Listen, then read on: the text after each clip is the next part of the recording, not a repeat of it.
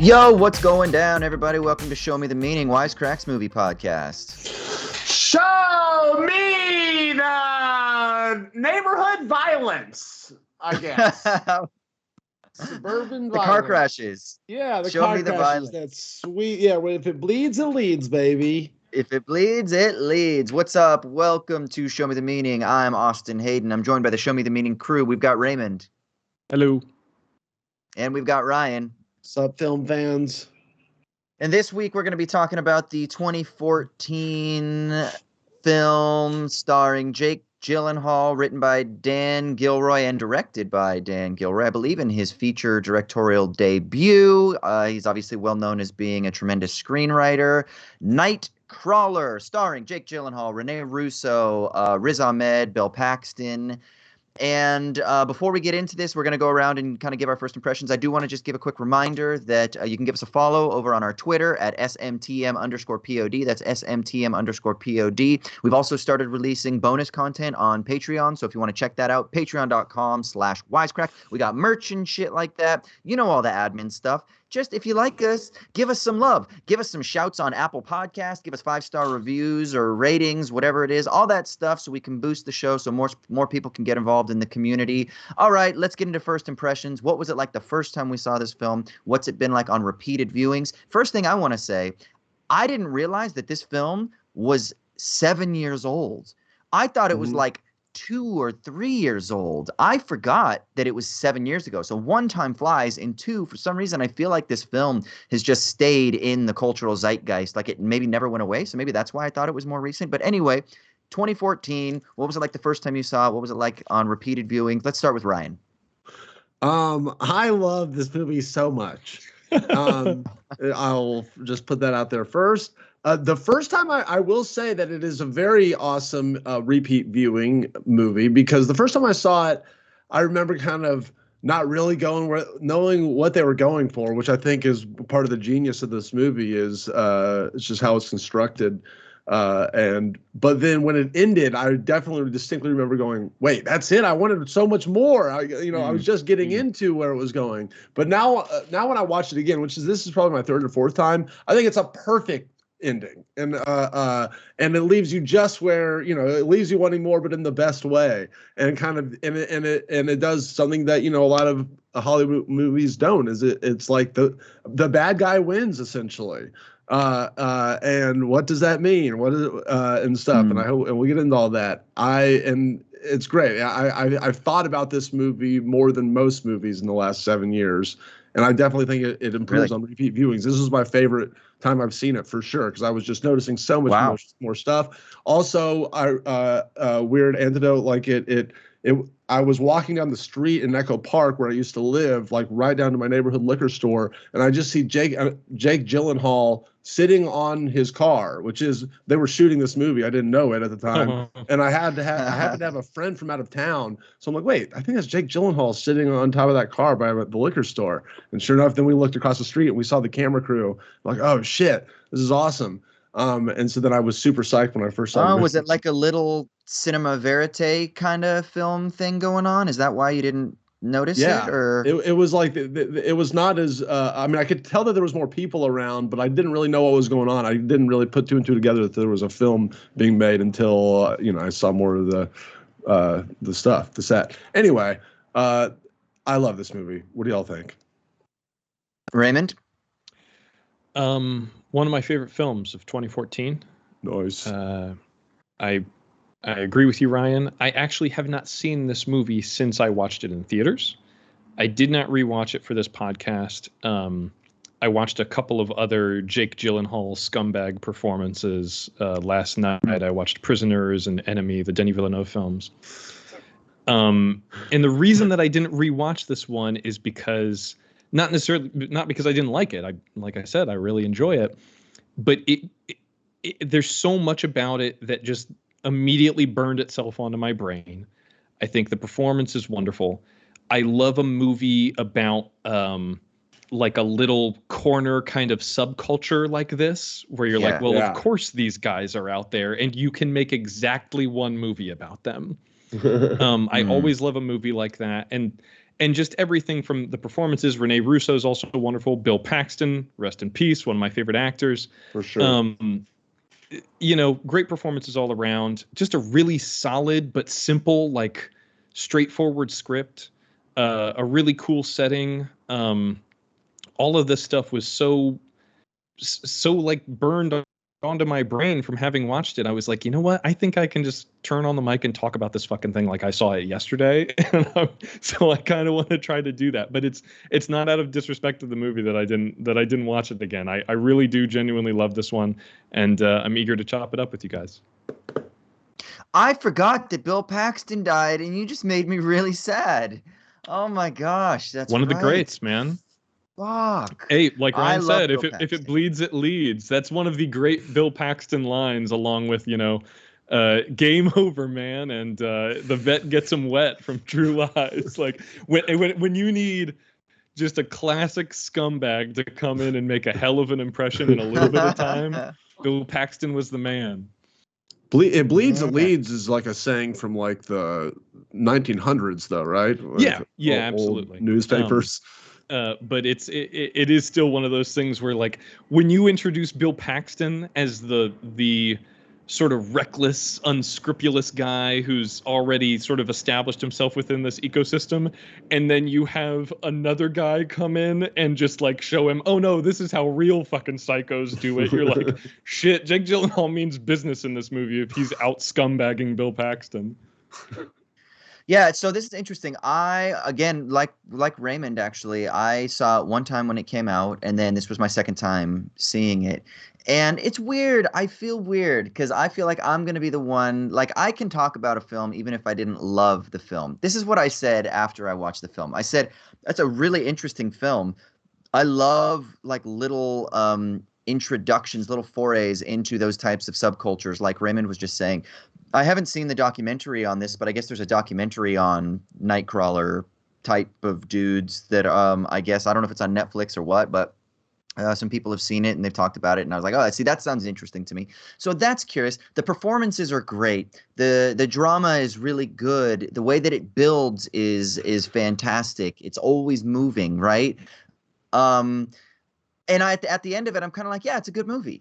Like, it's a good movie, but for some reason, it doesn't just like get me super excited like it gets both of you guys excited, and I don't know why.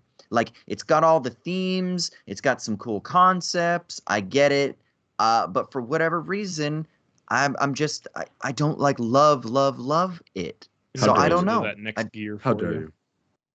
Yeah, I know. I don't know what to say, and I don't know why. So, but here's the crazy thing. We're still going to be able to talk about it for an hour, and I'm going to fucking totally nerd out because it's got tons of cool stuff that it's talking about, right? And it's then good maybe to by the have end differing opinions, you know. I'm glad that you don't love it like us. That's another aspect of this movie that I think has allowed it to stay so solid in my brain. And I say that, and I've probably forgotten a ton of key aspects of it. But maybe one of the things for you, Austin, is that the movie is just so, like, it's so straightforward. Like, this guy is exactly who the movie says he is. Like, from the beginning, he's a pretty uncomplicated dude. And that's one of the things I love about this is, like, there is no character arc. He is exactly the person at the end of the movie as he is at the beginning, except now he's been validated and empowered. And that's, like, one of the sort of, like, pieces of the magic puzzle to this for me is, like, it's so simple, so straightforward, and just so devastating in its own way. A little anecdote with it was the Dan Gilroy, Jake Gyllenhaal, and Dan Gilroy was basically like, you know, how do you see this story? Jake Gyllenhaal asked Dan Gilroy, how do you see this story? And he said, honestly, he's like, it might sound weird. He's like, but I see this as a success story. And Jake Gyllenhaal was like, that's how I see it. And they were like, perfect. So now we've got the same vibe. So it's a success story, but it's a very weird kind of success story. And we'll definitely start peeling back some of those layers once we get through the recap here. But okay, I'm going to do a brief recap for people who either haven't seen the film in a long time or are unfamiliar with it, so they can kind of get caught up with us. All right, so petty thief Lou is caught stealing industrial materials by a private security guard. Lou attacks the guard and steals his watch, then sells the stolen materials to a construction boss. While there, Lou tries to get a job, but the foreman basically says, I won't hire a thief. Driving home, Lou sees a car crash and a freelance camera crew who records the events and sells the footage to a local news program. Lou gets all inspired and decides to steal a bike and pawn it for a camcorder and a police radio scanner. One night, Lou records the aftermath of a fatal carjacking. His footage, while highly unorthodox, is graphic and shows an up-close view of the violence so that the struggling morning news station KWLA6 decides that they'd love to have it so they can boost their poor ratings. He then hires Rick to be his assistant, telling him that he's going to be an intern and get paid $30 per night. So over the weeks, they've got this little partnership, and Lou starts tampering, I guess you could say, with crime scenes so that he gets better footage, making his product even more valuable. Lou then pressures the morning news director of KWLA6, Nina, to sleep with him so that they can boost their ratings by using his salacious footage. Now, when Lou's prime competitor, Joe, begins to threaten Lou's livelihood, Lou sabotages Joe's car so that it crashes, leaving Lou the only one to record the aftermath. Later, Lou and Rick arrive at the scene of a triple homicide. Lou enters the home and records the grisly scene. He also records the perpetrators getting away, but he edits out that footage. The news station wrestles with the ethics of showing this violent scene, but they proceed if they can blur out the faces and use anonymity. Lou then devises a plan, though, to intensify things even more by setting up the perpetrators to encounter police while he records the entire showdown. He then follows the suspects in a shootout and high-speed chase after they do have a run-in with the cops. Then the perps crash their SUV, and Lou has Rick get out of the car to do a close recording of the crash scene, but there's a gunman inside the car who opens fire and shoots Rick, and Lou records a dying Rick while telling Rick that he had to do this because Rick was threatening Lou's leverage position. Nina is awed by this crazy footage of the events and kind of expresses her devotion to Lou. The police try to confiscate the video footage, and then they also want to get a confession out of Lou, saying that he was somehow involved. But in the end, Lou gets off scot-free, and the film closes with him hiring a crew of interns to expand his business, telling them that he wouldn't have them do anything that he wouldn't do himself. All right, now we're going to start peeling this apart, but before we do, got to give a quick shout out to our sponsor, Skillshare. Skillshare is an online learning community where you can connect with other like-minded people and creatives, where you can explore projects that you are passionate about. That's why Skillshare is so friggin' cool. You can unleash your creativity and pursue passions right from the convenience of your own home. They offer thousands of classes for creative and curious people on topics like painting, photography, drone filming, editing, classes on improving productivity, video for Instagram, photography for Instagram, how to do cool filters and stuff like that, artivism, etc., etc., etc., etc. So if you want to explore your creativity and connect with some cool people, go to Skillshare.com/SMTM. That's Skillshare.com/SMTM, and you'll get a free trial of their premium membership. So go to Skillshare.com/SMTM, get a free trial of the premium membership, and unleash your creativity, peeps. All right. Let's chat about this. Now, y'all chuckled when I finished the little recap here. Ryan, what was that chuckle for? What you thinking about this film? Is it just the batshit insanity of the film? It's the perfect last line.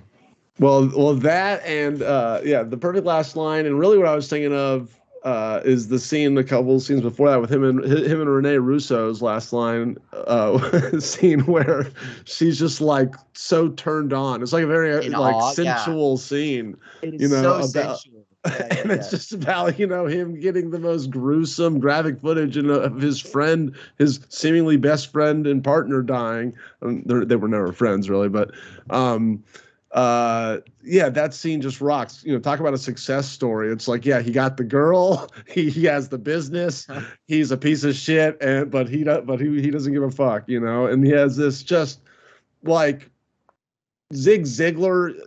You know who that is? Like this, like kind of motivational speaker person. He has like, I love just how he throws out these just cliche business startup lines almost, and you know, in another show, this guy would be a hero and stuff, but he just found the one industry that just incentivizes, you know, death and pain and violence and all this stuff, and then him going out of his way to make it all happen and him causing it. It's just a great script. Yeah, that's why I was laughing. Speak. Yeah, he speaks in those like it's like he just read a business manual and speaks to people by using those lines throughout the entire thing. And he does say that he like studied business, took a business course, whatever, but he uses like motivational mantras. He uses like self-help lines. He uses business speak. I mean, even the way that he's speaking to Riz Ahmed, to Rick when he's dying, it's all about like him challenging his leverage position. Like there is nothing human about Jake Gyllenhaal's character, about Lou at all. He is the embodiment of a certain type of hungry business ethos. And he is that in quote unquote human form, but is totally inhuman. He's a psycho. He's literally like we were talking about it when we were watching it last night, me and the girl, and we were like, is he psychotic? And I was like looking at like, you know, the characteristics of someone who is quote unquote psychotic, and yeah. He has all of them, you know, lack of empathy. Yeah, go ahead. I was going to say, I think the most telling line in the movie is to that question is when he literally just says like, I don't like people, basically. Right. And yeah, is that psychotic or is he the most smartest person? He's just like, you know, I really hate people. So I don't care about them. And I guess, yeah, that's psychotic sounding to a lot of people, but also he knows what he wants. I mean, sociopath, is that a better word? Yeah, it's kind of indicative of how cutthroat you have to be in all manner of ecosystems. And this one, I think, once again, it's such an apt environment in which to place this character because he can just take to this like a shark to water. Whereas like you do have that, and I love his recitation of all these sort of like self-help things and all these kind of mantras that he's built his entire sense of self around, because you do get the sense that like, oh yeah, this is someone who has been like hardwired to succeed, but doesn't really have a clear notion of what would constitute success. Just has these like weird intangible notions of like what it means to hustle and grind and be a self-made person or an entrepreneur, and just all of this stuff that devoid of any actual like clear motivation or passion for what you're doing are just kind of weird traits. They are shark-like in that it just, like you said, Ryan, it incentivizes this notion of just like, you have to keep moving, you have to keep consuming.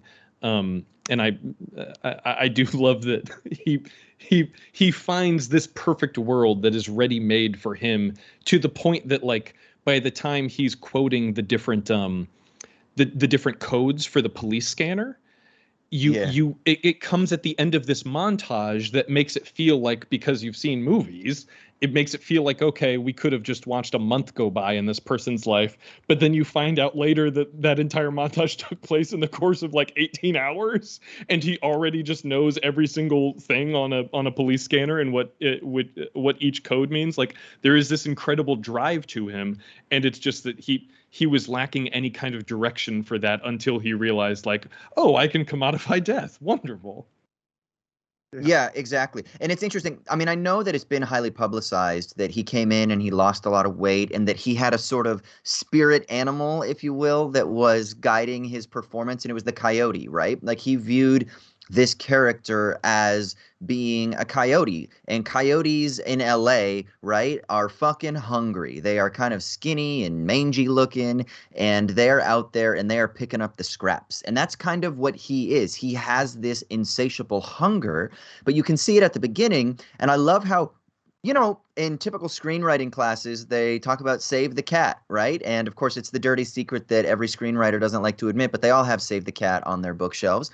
And what's the idea in save the cat? That within like the first 5 pages or something like that of the script, You have the protagonist of your story do something that basically makes you become endeared to the character. It could be like a character saving a cat. What I love about this is it's almost the exact opposite. It isn't the person saving a cat, it's beating the shit or maybe murdering a security guard and then stealing his watch. So you know exactly what you're investing in, right? You're investing in this guy, the guy that is so hungry, the guy that is so desperate that he is going to attack a security guard and steal his watch and then go and sell these supplies for, you know, a few cents per foot or per pound or whatever it is that he's getting the deal for. And I love that urgency, that kind of like, God, for lack of a better term, the passion that is presented to us. And maybe this is why the film also is so alluring. I was sitting there at one point and I was like, man, this looks like a fun job.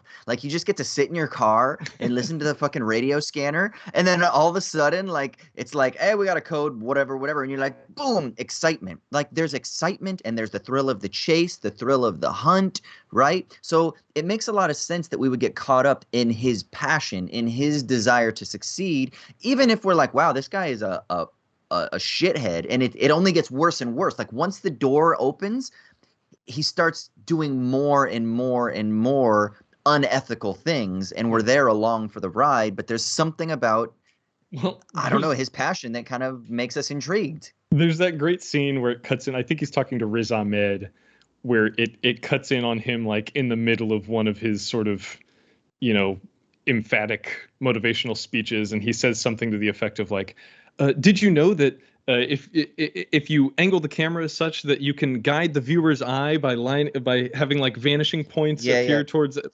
And it's just one of those things where, as you're saying all that, it does bring to mind that, like, you know, Bill Paxton, who's in this movie, famously in Twister as well, which it has some similar themes that these kind of unhinged people with cameras chasing after storms, and you do kind of get the sense that he has not only an aesthetic fascination with the violence in this, but he also perceives it as like maybe an act of nature that, like, well, there's nothing exploitative about me going there and filming it. Like, those people would still be dying on their floor either way. Like, I don't necessarily know that he has to do any conscious compartmentalization, because maybe he's just not that kind of person.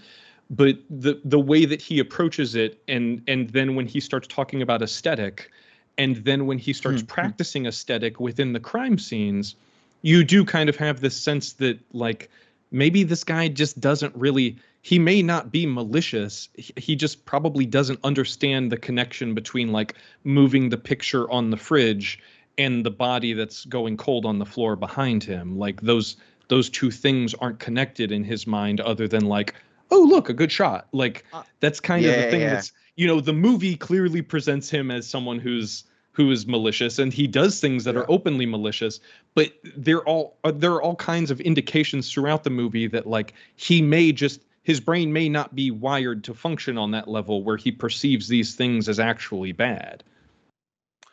Right. Yeah. I mean, you know, a lot of, you know, people that are kind of antisocial, I feel like, have this problem where it's not a problem, but it's just kind of like you're so, what is it, right-brained, to where you're like, you're thinking through your emotions almost, you know, and you kind of have to come to these conclusions. So he's not somebody that's really feeling anything, you know. He's having to think through it, and then he becomes this purely transactional individual, because at the end of the day, at somewhere along the way, he decided he hates people, you know. So that's why the movie, to me, is clearly saying he is this malicious person, almost like the devil.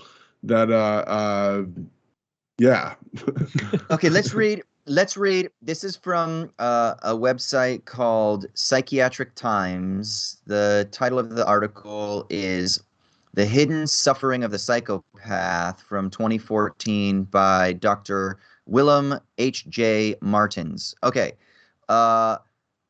Psychopathy is characterized by diagnostic features such as superficial charm. I'm going to say check. High intelligence, check. Yeah. Poor judgment and failure to learn from experience. I don't know. maybe.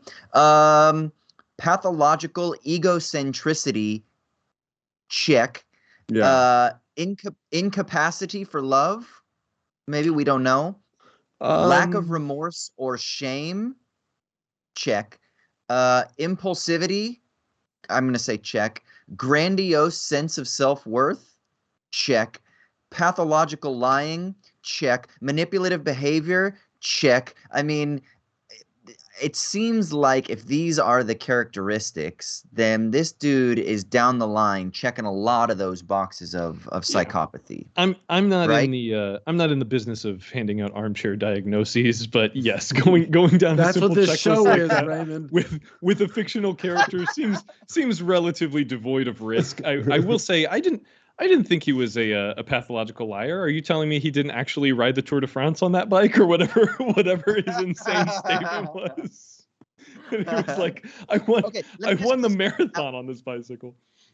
At what point does it go from kind of morbid curiosity to like actual unethical? Is it the moment, like in my mind, it's the moment when he drags the body so that he can get the better frame? Like, is that the moment where it really turns and he starts to really like he tampers with the scene when he moves the picture up on the fridge, but that kind of seems harmless. It's like he's trying to dramatize what he's getting, which is actually a kind of like good filmmaking move if you think about it. It's a great movie about filmmaking in that subgenre. Yeah, it actually is. It actually is. So when does it change from him being a budding filmmaker to him being an unethical, potentially psychopath?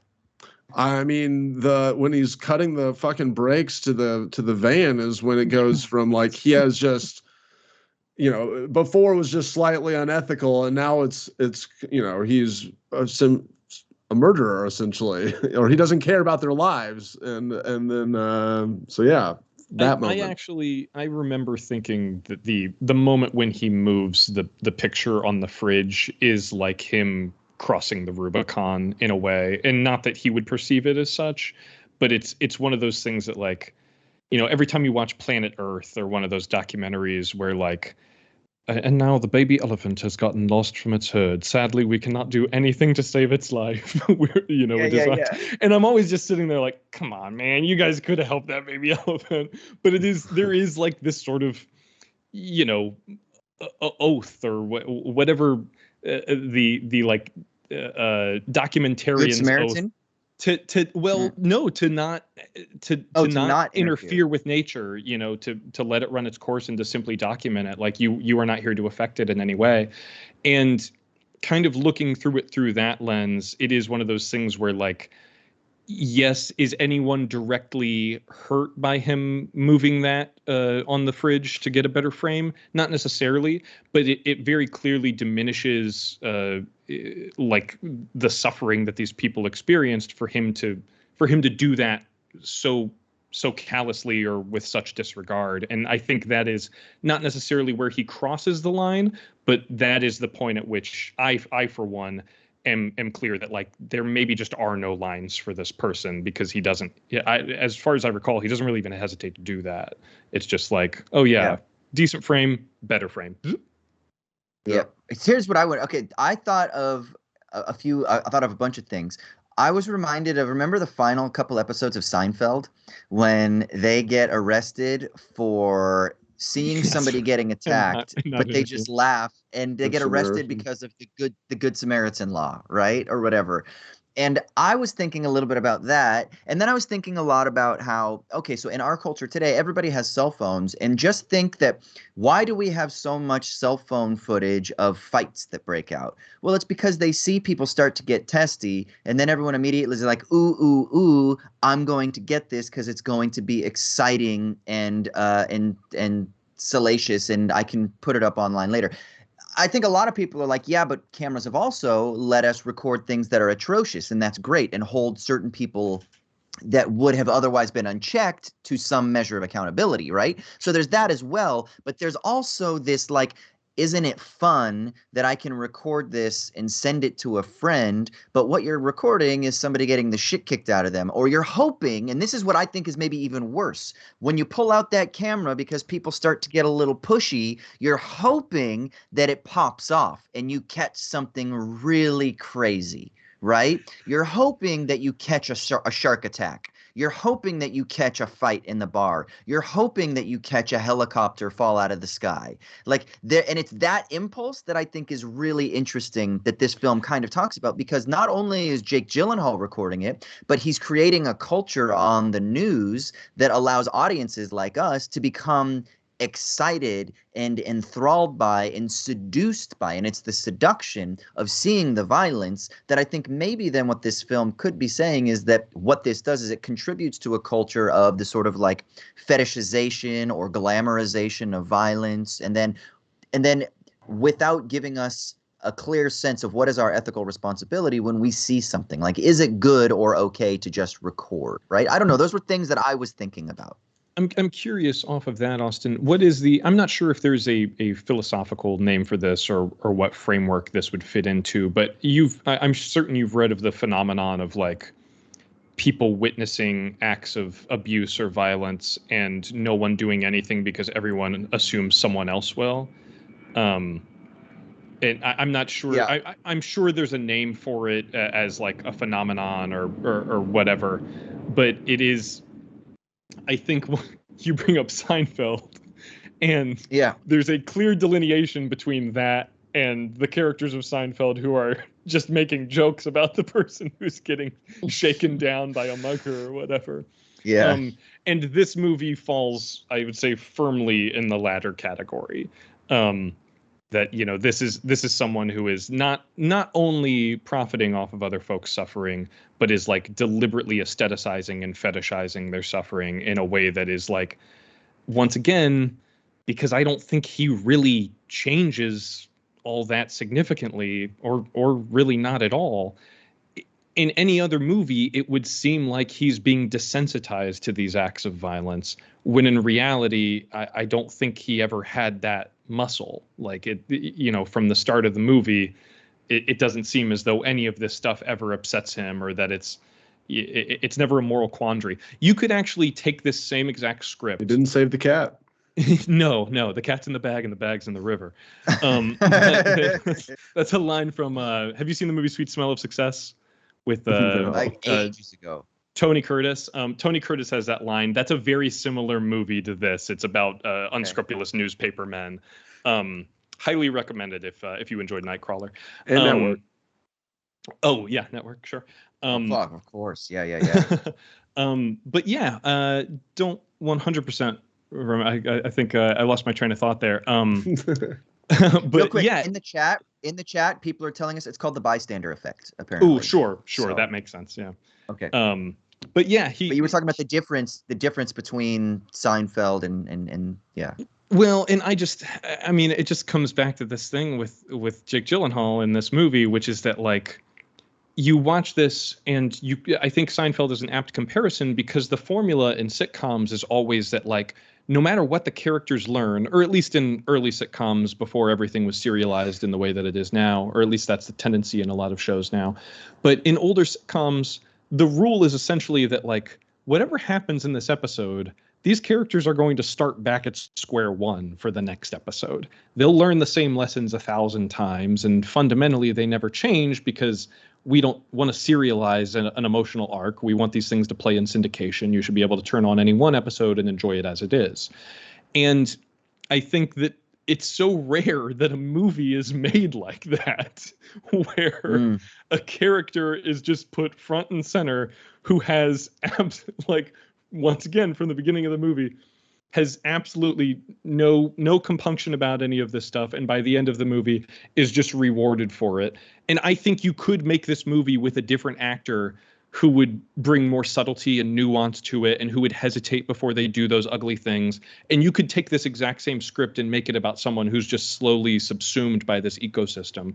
But I think it's very, very special that like, no, this is what you make movies about. It's about the exceptional moment in an exceptional person's life. Like, that's what is so exciting about a film like this. And it makes you wonder, like, are we doing all movies wrong? Not that every movie should be about sociopaths, but like, do people really change that much in the course or over the course of like an hour and a half worth of life events? Who knows?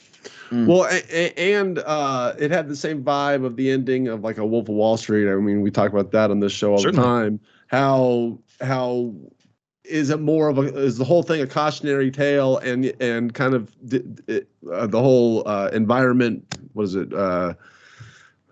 Help me out. It's like is it your environment or whatever? Nature versus nurture. Like nature versus nurture. Yeah, which we've also talked about on this show or not. Did kind of what you were just describing, did this weird world change him, or did he come in and take it over? And I wish there was more movies that ended on a pretty ambiguous note, I would say, where you're kind of like left to chew on what the filmmakers are trying to tell you, by the fact that this pretty terrible person ends up seizing the day. Yeah, I think this whole nature versus nurture argument is always like really like fraught terrain. And one of the things that's so interesting is it's probably both, right? Like, I think it's always actually both. Both and is I'm going to get it fucking tattooed on my hands. But he's kind of a shitty dude, but the environment nourishes his shittiness. So you could think of him as having like potential to grow into a monster. And maybe that potential is in a lot of us, right? And that's why there is a sense why you have to create environments that foster ethics and care, right? Like, how many people supported the Nazi Party because they were in conditions that allowed them to align with these ideals that maybe if they were born in a different time and a place, they wouldn't have. I'd love to say that nobody would if they just had their ethical hat screwed on, right? And there were many people that fled, right? There were many people that fled for ethical reasons, and that's fucking great. But it's also difficult to just kind of like pat ourselves on the back and say we surely would have always been enlightened no matter the situations. I'd like to fucking think that we would, but that's not always the case, right? So there is definitely a sense in which the environment impacts, it fosters, it nourishes, it feeds, it waters us so that we flower in particular directions. Could this character, had he been nurtured in different ways, gone down a route that would have been what we might call more ethical? Like, sure, I think that that's highly likely and possible because he's desperate, right? And the desperation needed to be dealt with because there was some desire that wasn't being met. But this industry and this set of opportunities allowed him to find some sort of alleviation, if you will, of that lack or that complaint. And so he was able to attach himself to certain things. And that might be, go ahead. See, I would argue that he wasn't necessarily desperate like that, that no matter what his circumstances is, he's going to be trying to manipulate them and, against either the law or against any sort of normal ethics or morals. Like, I think that he's just a inherently bad guy. And that's kind of, I think, part of what the movie's maybe saying too, is that just are some people beyond redemption? Could this guy ever be talked into,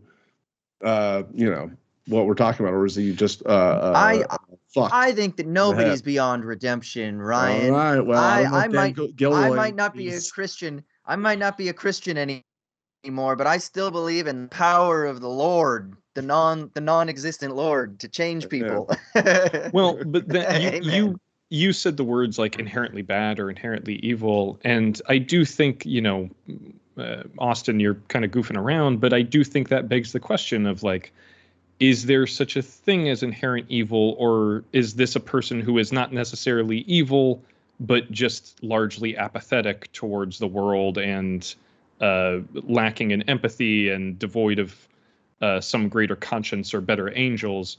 Like, he wasn't, he was a petty thief before. He assaulted a person, and for all we know, that may just be because that's the only way that he can feed himself, or that's the only way that he can perceive achieving some economic egress. But go with me on this. I mean, I'm not. How old is he? Like, how old is he? Like, how old is he at the start of the film? 30s? I mean, late 20s? He's Jake Gyllenhaal's age, I guess. It's like, so I don't think they ever make too much a point of it. But whether it's late 20s, early 30s, or whatever, That's what I mean. clearly That's seems 20-something years of conditioning already, right? Yeah, And he's a loner. We don't know what's up with his family. Why is he living in this apartment? And there's this one point, when he's watching that thing, he turns to look like there's somebody there, and he looks like, oh shit, did you see that? But there's nobody there. So there's also something about the lonely environment in which he has been thrown that kind of, creates certain flows or patterns or habits that he's going to continue to follow down. Someone in the chat just said, Kevin Abagnale just said he's kind of like Heisenberg from Breaking Bad. I think that's an apt comparison. I think Bryan Cranston goes on a bit more of a clearly defined journey. But I think there is something telling at the end of Breaking Bad that would absolutely apply to Lou Bloom as well. That when he's explaining to his wife at the end, where he kind of finally drops the facade and says, this is something that I was good at and I liked it. And that, I mean, that could be just as revealing of Jake Gyllenhaal in this film, that this is something that it's a job that kind of like thrives in that moral gray area, and it's something that he's good at, and he found it, or it more appropriately kind of found him, and it's just something that he likes and that fits his specific emotional palette in a way that is maybe a little bit enabling in the wrong directions. And it's like, this is someone who clearly has no compunction about breaking the law at the beginning of the movie. So what is a gray area to him when he's already existed outside, like clearly outside of the defined boundaries of the law? But yeah, I don't know. It is weird to see him like regressing in a way by assimilating into society. Like that's something that just now kind of occurred to me, is that like he was better off just being a thief. Like it seemed like he was less of a monster when he was just being a thief. Yeah, just stealing some fucking fencing and copper and stuff like that, and beating up a security guard every now and then. What do we think about Rene Russo's character Nina and the news station and their responsibility? Because they do have those ethical conversations. You've got the one guy that is kind of like clearly against this kind of stuff. You've got Nina, who, again, she's desperate. She's hungry, right? She's kind of a mirror image of Jake, but just in a different social status, in a different socioeconomic place, right? But she's desperate and hungry because they need to boost their ratings. She's been at, every 2 years she bounces to a new station. Is that because she's not performing well enough? Is that because she kind of is like nomadic herself? She's always looking for the next kill, and she can't actually establish something that's long-lasting, that's deep, that's meaningful, whatever. So there's a sense in which they're preying off of, and then there's of course this code that's like, we can't go videotape something at 6th and Rampart because that's not the kind of people that they want to show on the news. But when it's a white middle-class family, upper middle-class family, yeah, that's what we want to show on the news. So what exactly is going on here? Like, what are they selling, and how are they preying on the audience's vulnerabilities and the audience's desperation as well? It's desperation on the side of Lou, desperation on the side of Nina needing to boost ratings, and then our desperation for what? Are they stoking a fear? Are they creating a fear? Are they creating a narrative and a fantasy that is kind of like a fairy tale? Like, ooh, the boogeymen come out at night. So look at what these, like, if you're white and middle class, be careful. The bad guys are out there to get you. Like, what's going on there as well? To me, she has the most interesting. She's the only one with a real character arc, and it's the reverse of how you would want it. She literally like is becoming more like Jake Gyllenhaal as the movie goes on, even though she is in the moral gray area at the beginning. But she even has boundaries that she's like, look, we can't do this. Even though the other people in her team really don't want to push the boundaries, but even there's some stuff that Jake Gyllenhaal would do that she's not into. But then by the end of the movie, you can tell she's just smitten with him. And I think that, her and the, to borrow a phrase, her and the station are like, represent society, I think, and how we can just, how that you can, like it's the parts of society that can incentivize somebody like Jake Gyllenhaal, the worst, among us, and then reward them. And there's, several of those out there. But then she becomes so into it that it's almost like about the attraction to that kind of world. Like, oh, If I just don't Yeah. care about people, look what all I can accomplish. Oh my God, or pretty much. And I can't remember. Did they talk about why she got bounced from station to station? Was it just like chasing just not good. ratings and she's just underperforming? But I think there's also you can't ignore the meta context in this film, which is that like Rene Russo, phenomenal actor. She is married to Dan Gilroy. I'm pretty sure they're still together. Yeah. And within this movie, much like in the television industry, the film industry, women are very unfairly undervalued. They are not given the same opportunities, the same second chances when they fail, or given the same amount of time to breathe that maybe a male station manager would. And there is this notion that like they have this kind of symbiotic relationship, that she sees him not only as like a meal ticket, but as this sort of portal into a world that has been kind of inaccessible to her, rather or either because she doesn't really have like the fortitude to be a stringer herself, or because she's been working so hard and chipping away at like establishing herself within the ecosystem that we find her. She was a reporter that was kind of that in her old days, like outgrew the reportership, kind of like what you're saying. I think that she got too old to be like, the high field reporter or whatever and stuff. And now she's a producer that's just been failing. Anyway, sorry. No, I appreciate that, because that was an aspect of her backstory that I didn't remember. But that also feeds into the notion of like, she's someone who is past her prime in an industry that incentivizes and prioritizes youth and conventional standards of beauty, and and may be one of those like legacy figures within this industry that like, well, she was a decent reporter, but she aged out of that, and now we just feel too sorry for her to cut the strings, so she's getting shuffled around from like station to station, what have you. And I do really like this notion that he represents not only like some sort of encapsulation of her past and her history in the field, but he also represents just like new energy and youth and vibrancy, even if it's like the ugliest kind of vibrancy. There is still an undeniable energy when he enters the room that she responds to. It is such a wonderful performance by Rene Russo. Yeah, let's talk a little bit about Rick's character too, because I think there's something really important. Like, one, I think the performance from Riz Ahmed is absolutely amazing. His vulnerability, again, I'm going to use the word desperation. When he first comes into that cafe for the job interview, you can tell how desperate he is for a job to make a little bit of money. And I think that the way that Riz Ahmed plays this character, there's also a softness to him. There's a softness in his desperation, which is kind of countered by the coldness of Jake Gyllenhaal's desperation, right? Jake Gyllenhaal's much more calculated. Riz Ahmed definitely has a little bit of a hesitancy, maybe a vulnerability. But I think what's so interesting is, again, you have somebody who needs something and who is being pulled along by somebody in a position of power that is dangling the carrot of success, the character of growth, the character of money, right? That is going to be able to pull him out of whatever his shitty situation is.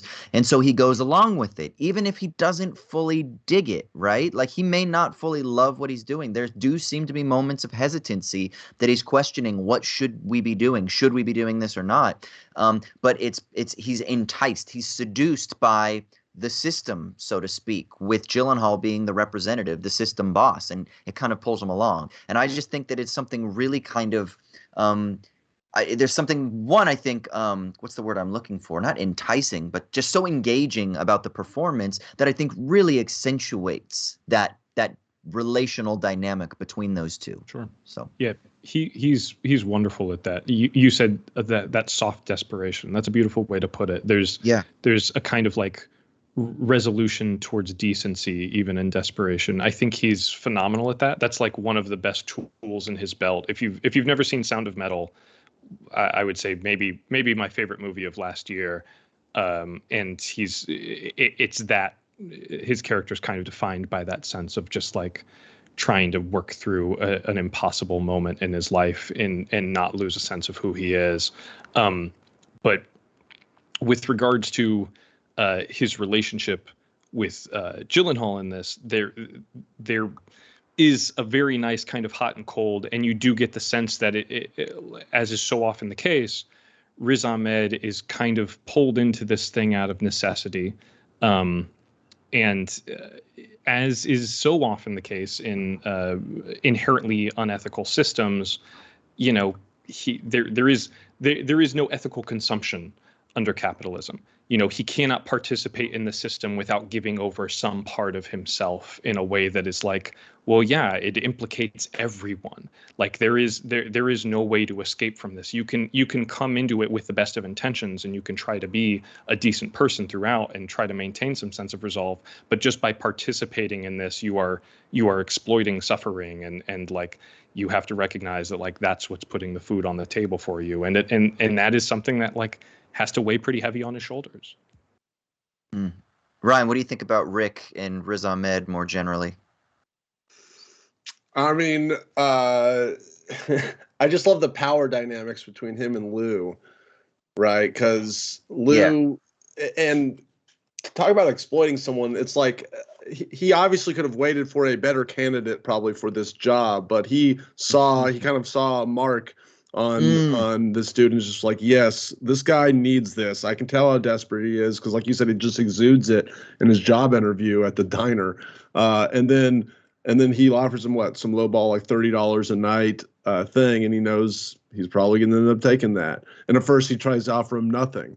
So like there's something to be, you know, that he's definitely like you said, it's capitalism to its logical conclusion in a way. And Lou is just playing like it's funny to watch Lou play this boss of this startup company, which is essentially him in a car with a police scanner and a shitty pawn shop thing. Like, I don't know, there's something to be said for that. It's just funny. Yeah, it's really sad too later when Rick starts to be like, hey, you know, can I get a raise? And Lou's like, yeah, of course. And at first you can hear that Rick is about to say, you know, how about 100 a night? And then he switches to 75 because he thinks he's asking for too much. And he says 75, and immediately Lou's like, yeah. And then he goes, I could have gotten more, couldn't I? And he's like, absolutely. And you're like, you're a fuck. Yeah, like, fuck you, dude. And then he says, well, then can I get more? And he's like, not now. He's like, da-da-da-da-da. And he's like, we got to go do our thing. Like, you fucked up. You had a chance, and I would have easily paid you 100 a night, but you wussed out. And because you wussed out, you have to deal with the consequences now. And it's so fucked up. It's like, it's almost like he's a dad, like trying to teach business. He does this a lot. There's another scene where they're getting into a car, and I can't remember, but he's talking about like economic principles or something like that. And it's always like he's trying to teach as well. Right. He like takes this position where he feels like he's in a position of being an instructor all the time. But who the fuck is he? He's just a dude who has read some books and maybe taken some classes, and he's learning on the fly. I mean, I would argue, though, that a lot of what he is saying is like not bad advice in a normal context. Right. It's just that he's doing it in such a for immoral reasons, you know, to do with his job. And then also, like you're saying, even if it's true that, yes, you could have gotten more money, you don't say that to somebody's face because it's just rude, right? You know, at the end of the day. But it's just like, yes, I agree. You know, like he's not wrong. He could have gotten more money, but no, you can't have it. So he's not lying to him at that moment. He's distressingly straightforward throughout the movie. So there's the scene where he's telling Rene Russo, like, I want to do things that I want to do, not like last time. And you're just like, all right, well, I mean, he has the gumption to ask, I guess. But sorry, Austin, you were going to wrap up. No, I was going to say, let's do this. Like Ryan said earlier, and I've seen a couple people in the chat say that this is a film about filmmaking. Can we talk a little bit about this? Now, I guess Dan Gilroy explicitly said that it's about like cutting your teeth as a filmmaker. What does this film, we have a lot of filmmakers that listen to us. I mean, all three of us are to whatever varying degrees filmmakers, right? So what does this film say? What does it teach us? And maybe is it critically commenting about with regards to filmmaking? Well, not only is it cool with all the cameras and stuff, like just all these lo-fi weird cameras that he's using and whatever, but it's about editing more so than to me than anything else, which is something I deal with every day, you know. And I mean, I'm a lot of what I'm editing is people having conversations, and I can at the end of the day make them say whatever I want to. I can cut together things from other parts of the conversation and kind of just be like, well, that's more interesting. That's not at all what they said, but it will it's at the end of the day more entertaining, which, you know, or gets more clicks, blah blah blah. And what is your responsibility in all that? And it's very tempting to want to make it more entertaining, even though it's not the truth. And there's just I find that whole thing fascinating. And sometimes I think there's no right answer. Obviously, when you're dealing with real people and real situations and real tragedies and stuff, and you're doing it as callously as Jake Gyllenhaal in the movie, I mean, that's pretty, to me, bluntly like them saying, "Don't do this," you know. But yeah, what do y'all take about? What do you think, Raymond? Well, there's the obvious level that you brought up that he is quite literally a filmmaker. You know, maybe more of the verite style than Dan Gilroy. But you know, film as a medium is one of manipulating time and space in order to further manipulate emotion, and I think that that's what this entire movie is about. Like I mentioned earlier, there is a frenetic degree or a frenetic aspect to this editing and the way that he plays with sort of the basics of filmmaking and your expectations thereof to make you think that more time has passed than really has, like when in reality we're just watching the birth of a monster in real time, essentially. And yeah, I think there is a clear communication in this film, an explicit communication between filmmaker and audience on screen. And as someone who has worked in independent movies for a while now, I mean, my entire adult life, I can't tell you how many times I've heard some version of that final speech at the end of the movie that you referenced, Ryan, where people say, you know, "Oh, don't worry, you know, if it wasn't safe, we wouldn't ask you to do it." And it's like, well, okay, but you're asking this actor to be a stunt person today, and that's not what they're trained to do. And there's all kinds of stuff that happens, especially in the independent world, that is extraordinarily reckless. And regardless of the level of filmmaking, independent or studio, you're always dealing with the same tools. I think I mentioned on a previous podcast, like cooking requires heat, filmmaking requires camera. And, you know, in the most explicit fashion, we're seeing that happen on screen in this. Final thoughts, Ryan? What do we think about Nightcrawler? You said you love this script, and I felt like that was with a capital L, capital O, capital V, capital E. What you think? My final thoughts are, I wish we had more movies where that were character studies on the bad guy and he wins at the end. And for better or worse, it's just a fun. Let me ask you this. Why do you think I don't capital L, capital O, capital V, capital E? Why do you think I didn't love it in that way? What is it? Like, it's a good movie and I'm clearly excited talking about it. What do you think? Like, could you see why someone might not be like, ah? Yeah, and kind of like I said at the beginning, my first time I watched it, I did not capital LOVE love it. Like I was like, I liked a lot of that stuff, but I honestly didn't. It went over my head, I think, at the first time. But then the more, especially with Wisecrack, I think we've talked about it before, and especially when you're cutting scenes from a movie, you're like, oh, and just rewatching it and kind of seeing what he's doing. Yeah, it's intellectually a very smart movie when you break it all down, but maybe the first time you watch it, especially when it ends, to me, very abruptly. After there's not much action in the film, then there's one very intense scene, you know, that's a sequence at the end, and then it ends all of a sudden with Jake Gyllenhaal having a fleet of vans. You're like, what? Yeah. But then I love it. Anyway, that's it. I think, Austin, one of the things for you that maybe you hold this at arm's length is two reasons. One is that I have come to know you as a pretty soulful dude. And two, I think with your movies, you like a lot to chew on and a lot to turn over in your head after the movie is over. And I think this has that to some degree. Like we may, for the last hour have talked about what his motivations are, whatever. But with this movie, I mean, he more or less comes out and says exactly who he is. Yeah.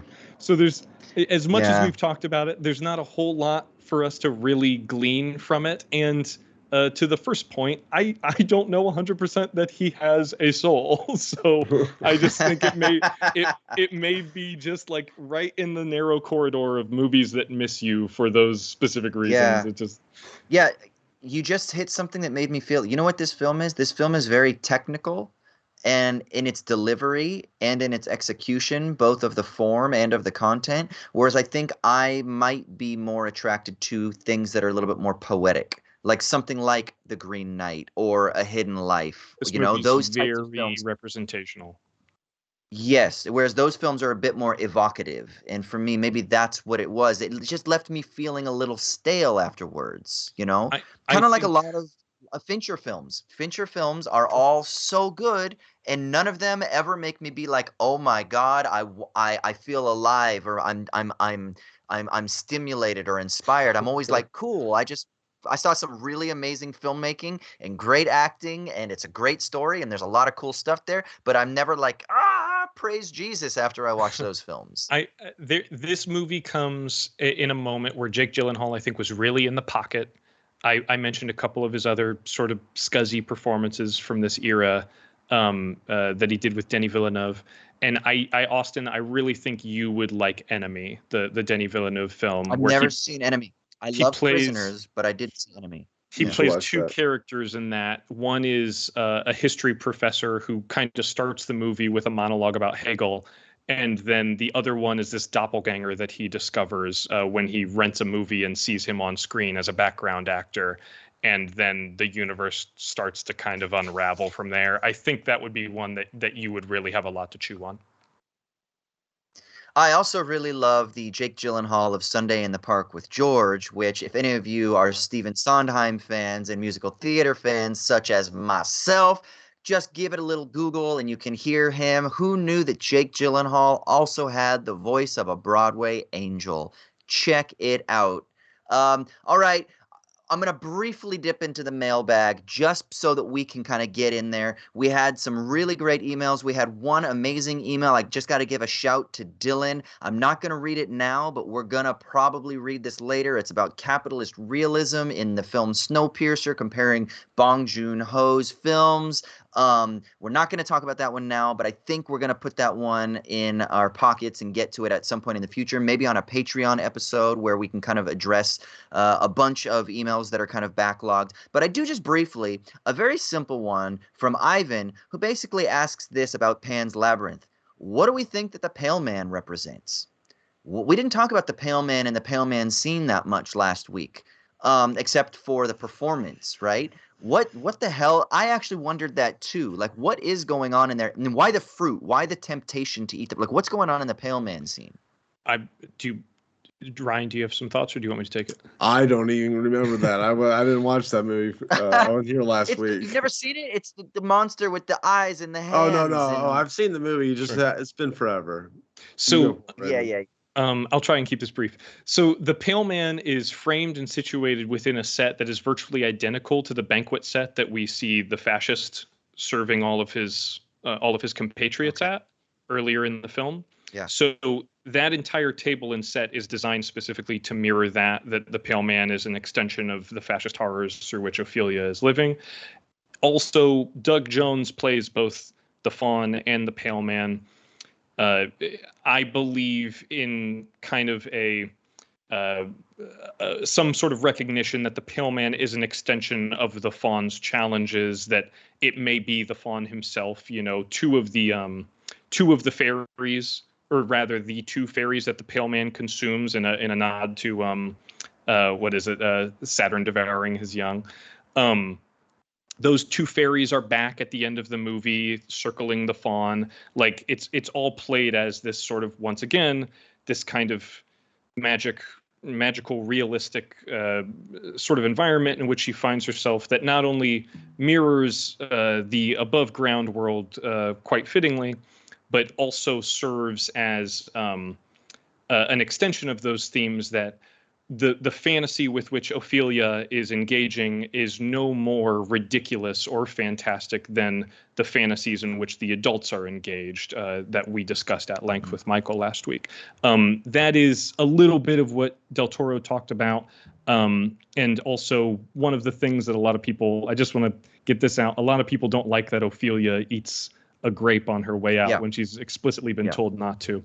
But there are two things about that. One, she's fucking starving and there's this beautiful food right in front of her. And two, a moment before, she disobeys the fairy and she's rewarded for it by pulling the knife out of the correct little cubby hole. And so in that moment, she's kind of been primed to think like, well, disobedience is something that's paid off for me quite recently. You know, who's really going to notice if I take a couple of grapes? Really good. But anyway, I love Pan's Labyrinth. Yeah, ditto. Okay, well, thank you so much. If you have thoughts, questions, commentary, anything like that that you want to offer up to us, please, you can email us at movies@wisecrack.co. That's movies@wisecrack.co. You can also call us and you can leave us a voicemail with your thoughts at 1-213-534-8807. That's 1-213-534-8807. I do want to give a shout out. I believe next week we're going to be watching The Birdcage. Fucking The Birdcage. Now, was that one of y'all's choices? Did one of you choose that we talk about The Birdcage? No, I thought we had a guest lined up who had requested The Birdcage. That sounds great. I have seen this movie once, and I remember I absolutely freaking loved it. Rest in peace to Robin Williams. And Mike Nichols. So, and Mike Nichols, that's right. So we're gonna be watching The Birdcage. And then also I want to give a shout out to remember that we also have another Wisecrack podcast that you can check out called Culture Binge. It comes out every other week. Culture Binge. It's Michael and crew, and they're always talking about what's hot or what's not hot in contemporary culture and tearing that madness apart. All right, let's get out of here. Where can people find you on the internet, Raymond? Yeah, you can find me on Twitter and Letterboxd. I'm at Crematoria. Stop by, say hi. I love to talk about movies. And Ryan Shorts, YouTube and Instagram and Twitter. Come find me, comedy videos. Yeah. And I'm Austin Hayden. You can find me anywhere, Twitter, Insta, etc. Again, find us on our own Twitter account, the Show Me the Meaning official Twitter account, SMTM_POD. That's SMTM_POD. The Birdcage next week. Also check out Culture Binge. We love you. Ryan, send us out of here, brother. Goodbye from Hollywood, California, or Los Angeles, where Nightcrawler was filmed. This has been Show Me the Meaning!